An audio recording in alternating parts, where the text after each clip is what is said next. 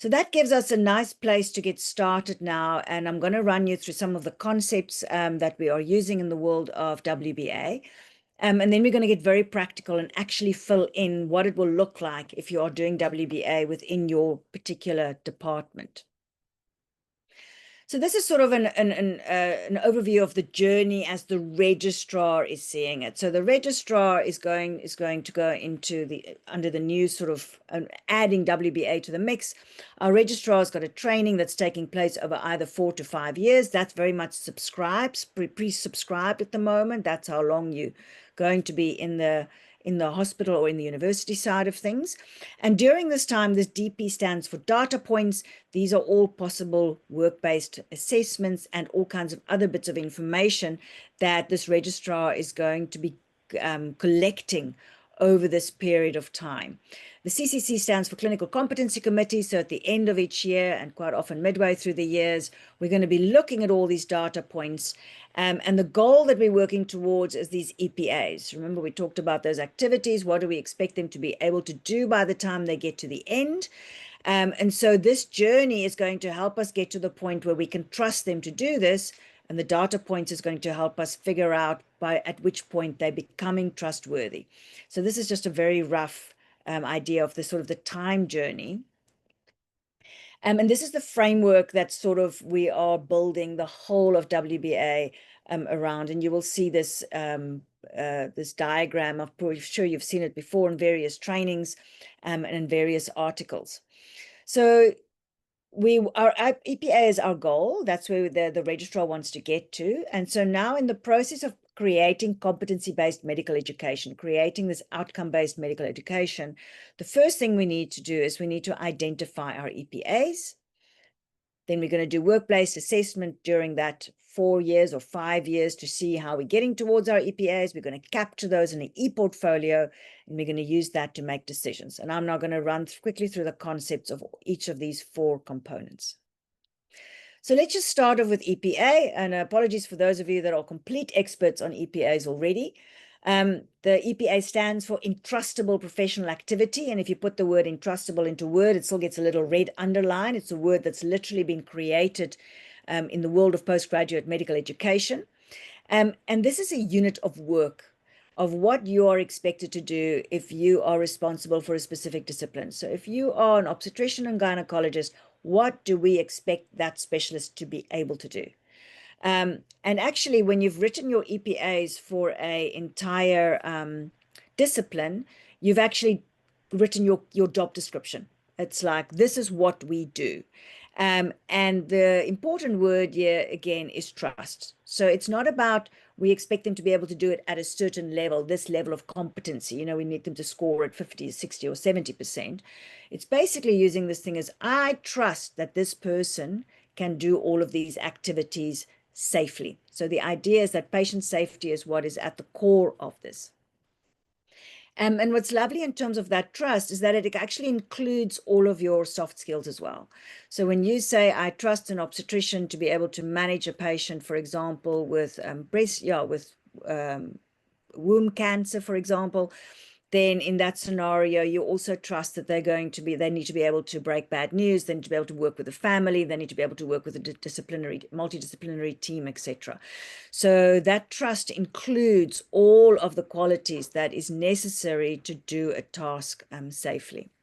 So the general recommendation is that you should definitely not have more, well, we tend to say have a cutoff of 30 in South Africa, that you want to define your speciality with only a total of between 15 and 30 of these EPAs. And they usually don't overlap. And each of these EPAs then gets very well described in terms of what exactly is included for each of these activities. So where we are at the moment is each of the colleges are responsible for developing the discipline's EPAs. So the EPAs will be universal for all the universities. So we will all work towards the same goal in obs and gynae or in pediatrics or anesthetics or whatever. Each university, though, can set their own milestones of how they're going to get to those 22 EPAs. So the universities will still have a lot of freedom in how they create their 4 or 5 year program, but we're all driving towards the same destination. This is just to give you an example of what EPAs look like. You will see they're written as activities We don't have any like words like good or competent or must be able to do. This is the activities that we want to be able to trust this particular, in this case, a family physician with. We as a college, we had people from each university that worked together. We finalized our EPAs in June of last year. And there are 22 EPAs that we have identified. And you can see they're very, very broad. Also want you to know, so for example, we've got managing pregnant women as one of the EPAs under family medicine. If you look at obstetrics and gynecology, they will also have EPAs that will obviously talk towards antenatal care. And what's very helpful with this is when you have your detailed descriptions of each EPA, we can now start differentiate for a family physician, what do we expect them to do when we say managing pregnant women? So we would describe in detail what the specifications are for that particular EPA. And each college is battling to firstly identify their EPAs and then actually writing these detailed descriptions. So this is an example of one of the Ops and Gynae EPA. So this is EPA number 1. The name of their EPA is Managing the Non-Acute Pregnant Patient. And there's a template that we're all filling in that is, for example, includes all the knowledge, skills, and attitudes that's relevant for that particular EPA. And then you'll have a curriculum that'll be linked to this. That'll actually now list the procedures and the detailed knowledge and everything you need to know. But also we would then specify how many observations you would need during your 4 years, for example. So this is your WBA requirements. If we need them to have certain certificates like having their ESMO-Es, if we expect them to spend a certain amount of time within a particular department, that will all be described within this EPA. So the registrars really like this because it gives them a complete roadmap of this is what I am supposed to be able to do by the end of my 4 or 5 years, and this is exactly what is going to be required of me.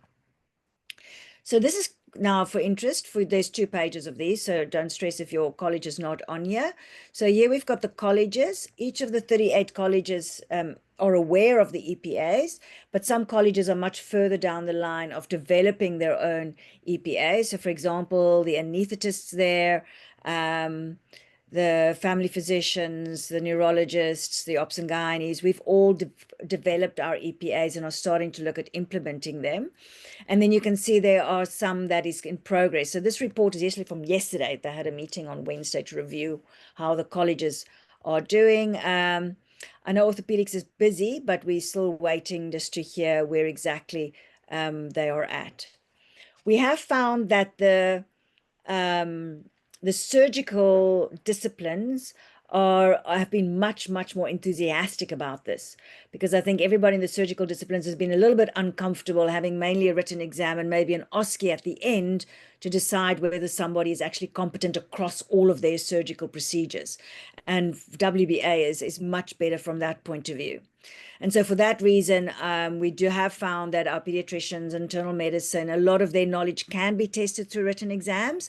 And so although I think they're getting more and more enthusiastic to get on board, especially for testing things like clinical reasoning and those soft skills, they might not be as far along with their EPA development.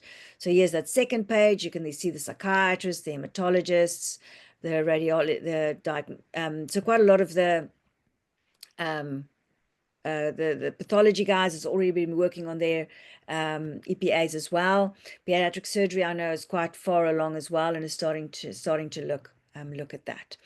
So for you as a discipline, it might be good for you if your college already has EPAs. You certainly want to know what they look like. And even if you're not yet doing WBA, your registrars will already benefit from that because it already gives them a little bit of a roadmap to follow. So that's EPA. So now let's get with what do we mean with work-based placed assessment. And the idea with work-based placed assessment is that it's multiple trainee observations. So we're aware, now I forgot which college, one of the colleges has got WBA in their final summative assessment. And all it means is that they go and they assess like a single assessment within the workplace. That's not what we mean with WBA in this context. So when we're talking about WBA, we're talking about these very low stakes assessments that takes place throughout the 4 years. So the idea is that these are supposed to be formative, assessment for learning. And the whole point is that every single time you observe your registrar, you're going to say, well, this is where they're supposed to get to with these particular activities. Oh, this is where they are at the moment. And then I'm going to get them feedback on what they need to do to be able to cover that gap. And that is why feedback is a whole module on its own, in its own right. It's an absolute key part of being able to actually get them to that entrustment level. So formative is rather a tricky word because each of these little low stakes WBAs obviously gets captured and is counted towards summative decisions. And so we've been trying to move away from the words formative and summative, and we call them just a continuous observation over time. This has been a really hard paradigm shift because registrars are used to the fact that every time they're getting observed or every time they have an assessment, the heart rate goes up a little bit and they're trying to put their best foot forward. They're going to show the cases they feel confident about the procedures they can do well. We want to shift that from use WBAs as a way to help you learn. So actually, if you're really struggling with a particular topic or case or procedure, then actually get your supervisor in earlier rather than later. The entrustment decision is not as important as being able to get feedback on how to actually do that better. So when we get these data points, the idea is that the observation on its own is very unreliable because it's a little snapshot of one particular small thing by one particular supervisor. The magic happens when you start putting all of these data points together. And in the last session, we talked quite a lot about saturation, triangulation, aggregation, for those of you who love statistics. The more different viewpoints you have from the more different assessors, different types of assessments over a period of time, those multiple biopsies, actually, that's what's becoming reliable. What's important with WBA is that it's not about trying to assess every single aspect of the workplace assessment. So you're not going to be able to see every single procedure. You're certainly not going to be able to discuss every single type of case. The idea is you're biopsying. You're only taking a little bit here, and you can see a procedure here, and you can see overall, I can see he's quite confident with minor procedures. I don't have to see every procedure to be able to trust him to run the minor surgery clinic, for example. I'll talk a little bit more in detail about all kinds of opportunities for work-based assessment, but actually there's lots of different types of ways of bringing work-based assessment in it. What's really lovely is that with all of these different opportunities, whether you're observing them in the department or in OPD or within a meeting, is that you're obviously also observing their professional behavior because it's in the workplace. So you see how well they work with a team. You see how reliable they are if they're showing up in the mornings on time. You see how good they are at being able to ask for advice if they're not sure, how well they're able to notice where their own gaps are. These are all things that you are observing when you're observing them in the workplace. And now, because we're building feedback in, you can now give them feedback not only on their clinical skills, but also on those issues you're picking up around communication or humility, etc. So the next thing, and there's a whole session on entrustment decisions towards in the last session, but you already need to understand what we mean with entrustment decisions. So every single time you give feedback, you're going to decide where my registrar is to getting to that point where he's trustworthy to work as a specialist. So where I can trust him to be out on his own, doing his thing. And I trust also that he'll ask help if, like all of us do, if he finds it something that he's outside of his comfort zone. So those entrustment levels is very different than competency. And it's something we have to get used to, that instead of with competency where you look back and you go, how well did you just do? Like in terms of Alex, and what percentage am I going to give you for that feeding technique? Trust looks forward and looks, and from everything I've observed from my registrar, how much can I trust them to do something going forward? And if you think about it, we make trust decisions all the time. So as soon as if you've got, for example, a new registrar in your department and you're quite a surgical department, and maybe you assist them the first few times in theater, and then you get to a point where you go, no, I'm happy. I don't need to be in the theater when they are busy operating. And that is actually a trust decision. You might make a trust decision. I don't need to be in the theater, but I'd like to be in the same room, in the same hospital or on the same floor, and that I can get called if there's a problem.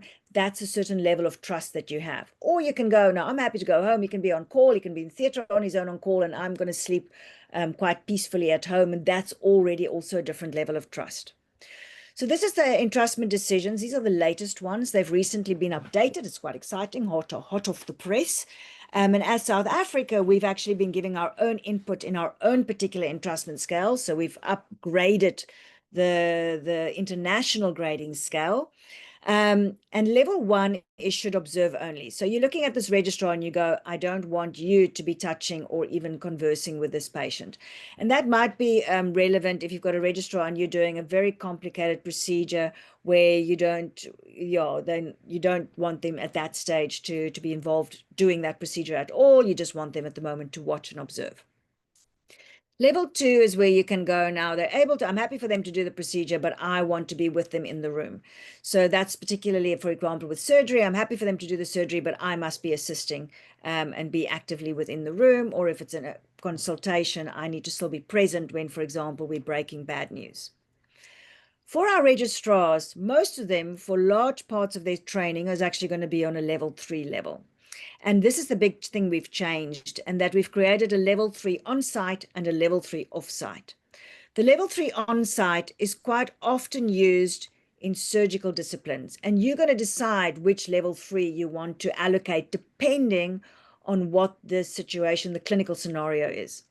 So, for example, the surgeons have realized that for surgical procedures for their registrars, there's some surgical procedures where they still want to be in the hospital. They want to be close by, 5 minutes away, if anything is. So they don't have to be in theater, but they have to be very close before they, in terms of their level of trust.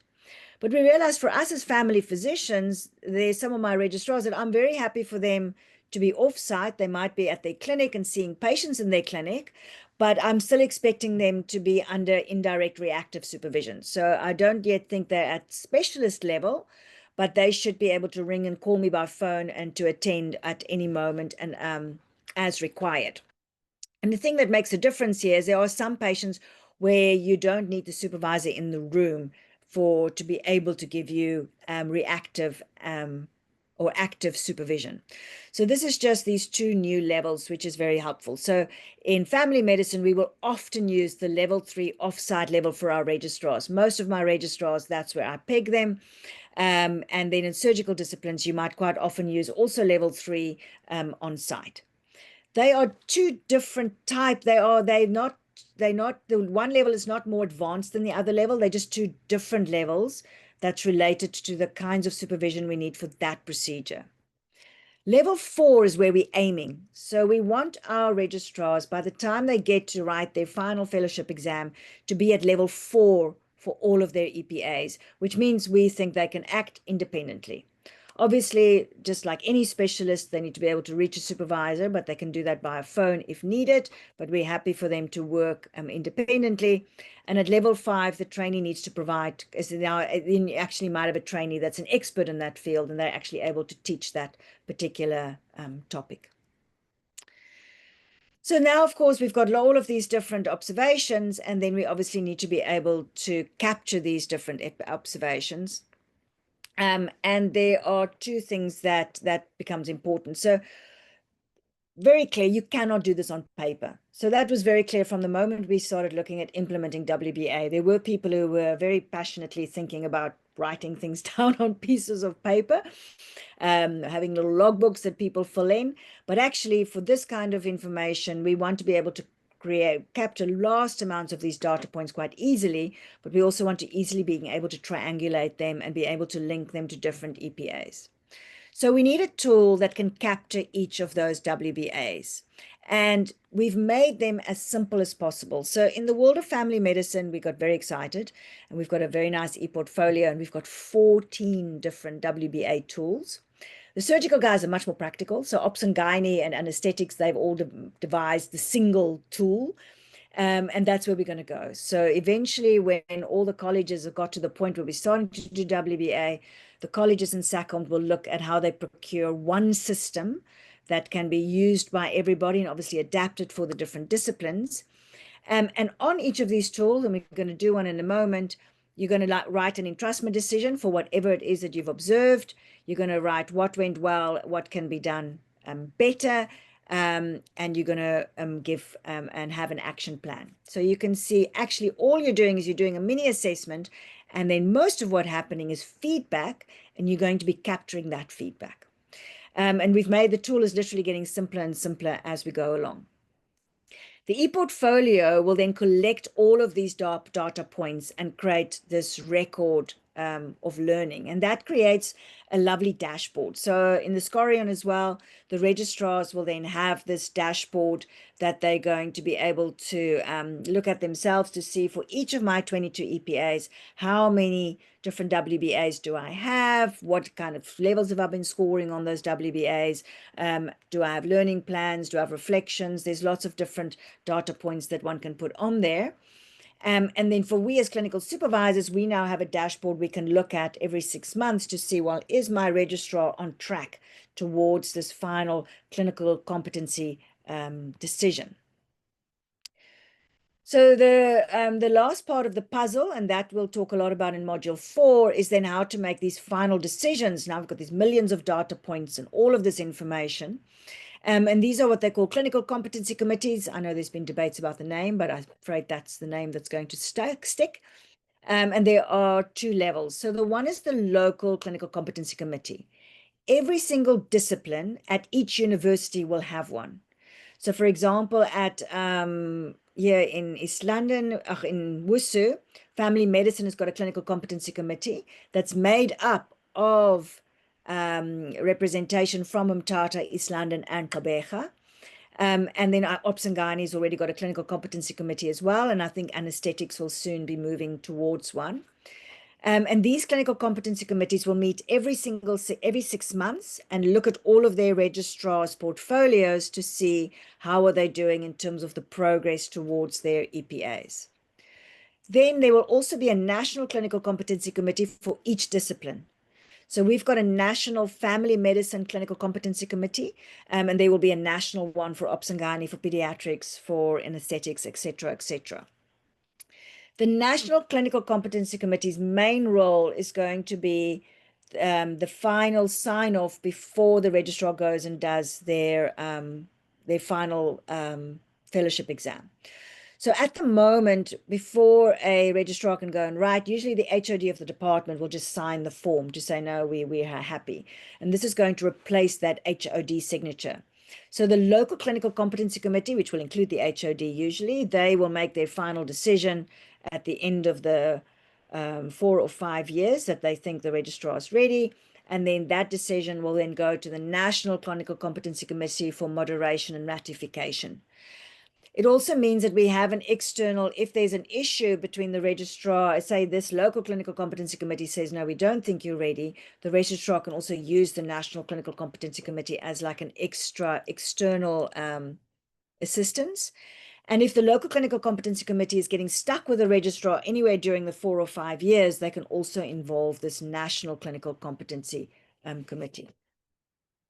The idea is that when we can therefore assess EPAs every year, and you don't want to try and assess all 22 EPAs, obviously, every single year. You want to look at every year, you're going to set your milestones to say which ones of these EPAs we expect them to get to a level 4 by the end of this year. And when they are competent, the Clinical Competency Committee decides, I am happy that in this EPA, we can trust them to do this EPA without supervision, and therefore we're going to give them a star, came up with that, statement of awarded responsibility. Nice little clever abbreviation from someone. So if we then look at the flow of workplace-based assessment, you have these very many multiple ad hoc assessments that's going to happen, and they actually build on each other. So you're going to assess, you're going to make an observation, you're going to make a little assessment, you're going to give feedback, you're going to do some more observations. All of these are going to get captured in the portfolios, which then goes to your clinical competency committee, who will finally say, yep, you have arrived at your destination. So let's actually look at what that looks like. And this is what we want to now do is have this electronic tool. So SACOMD in the College of Medical, in the colleges, has a technical work stream that's been looking at how we're going to create this WBA tool. And so they have one of the